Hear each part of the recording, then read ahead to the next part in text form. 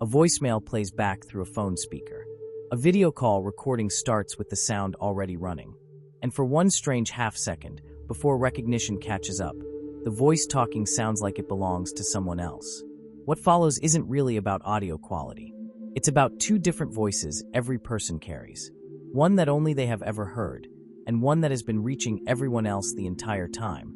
And which of the two actually deserves to be called real?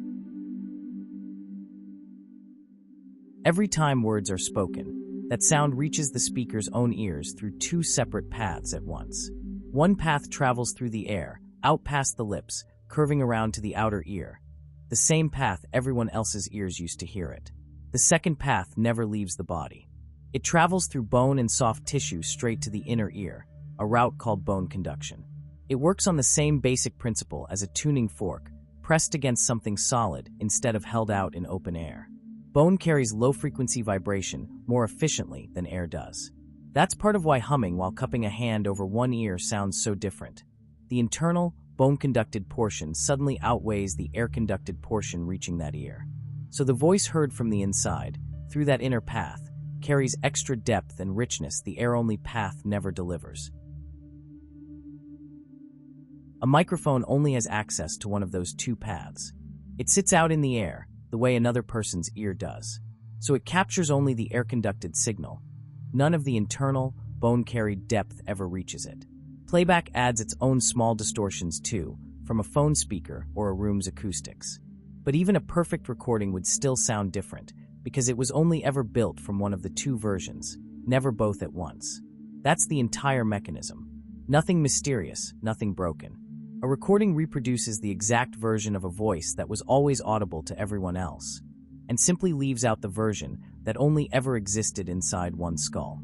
The recording was never wrong. It was just honest, for the first time, about something the rest of the room already knew. The first time that gap becomes audible, the reaction is rarely calm. There's a small jolt of surprise, sometimes embarrassment, occasionally something closer to denial, a reflexive, "That's not what I sound like," said out loud. One possible reason. The brain spends decades building its model of a voice out of the bone-conducted version, deeper, closer, familiar. Playback contradicts that model without any warning. The way a photo taken from a strange angle can look briefly like someone else entirely. A sense of self gets quietly assembled over decades from one specific set of internal signals.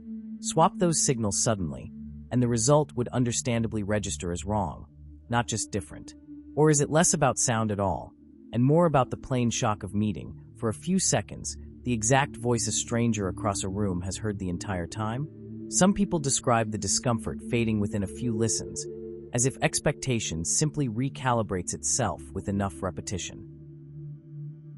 Consider who has actually heard which version. Every teacher, friend, coworker, and family member who has ever listened to a sentence spoken aloud has heard only the air-conducted voice, the same one sitting on that recording. That means the unfamiliar voice in a recording isn't a distortion of the real thing. In a strictly social sense, it is the real thing, the only version that has ever actually reached another person's ears. The bone-conducted voice, the one that feels like home, has had exactly one listener the entire time. So the discomfort in a recording might not be discovering a fake voice at all. It could be closer to briefly sharing the exact experience every other listener has always had. There was a time when most people rarely heard a recording of their own voice, an occasional home video, a cassette from a school play, nothing routine. Now the same jolt shows up far more often. A recorded meeting played back for someone who missed it, a voice memo sent instead of a text, a video call captured and replayed. None of that is really new information about anyone's voice. It's just far more frequent exposure to a version of it that used to surface only rarely. And frequent exposure changes very little about the underlying anatomy, the two paths, the two versions, even as it changes how ordinary the whole experience starts to feel. Voice isn't the only place this particular gap shows up. Handwriting looks different to the hand that makes it than to the eye reading it days later. A photograph can feel like someone else's face for a half second, the same way a recording can feel like someone else's voice. One way to look at it: almost everything a person produces, voice, handwriting, expression, is experienced differently from the inside than it's ever received from the outside. Another way to look at it, maybe the surprise isn't about any single sense at all, but about how rarely a person gets direct access to their own outward signal in any form. Perhaps a recorded voice is just the most audible version of something that happens everywhere.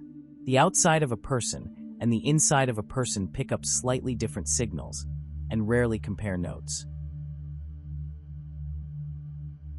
Think back to the very first recording you ever heard of your own voice, a video, a voicemail greeting, a school project.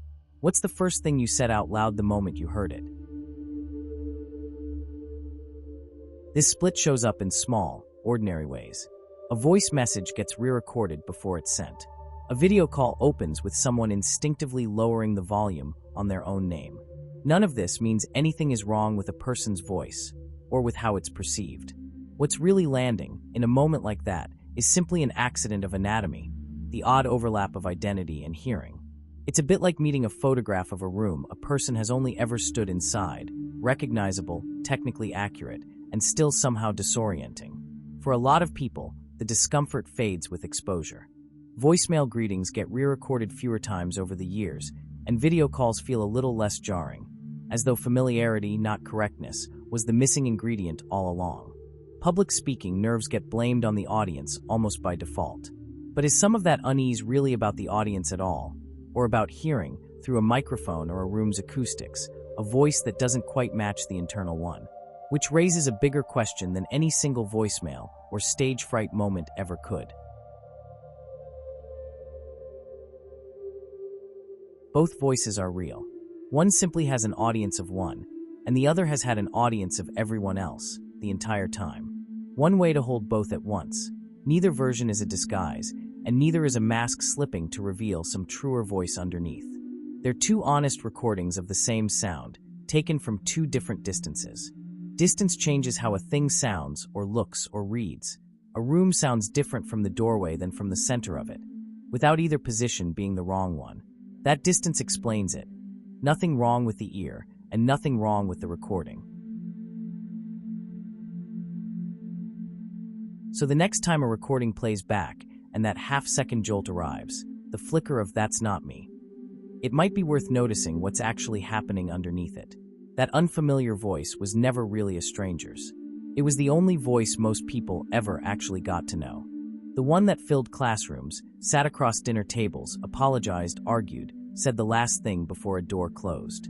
That other voice, it turns out, was simply the version other people already knew, argued with, or missed, long before it ever made its way back as a recording.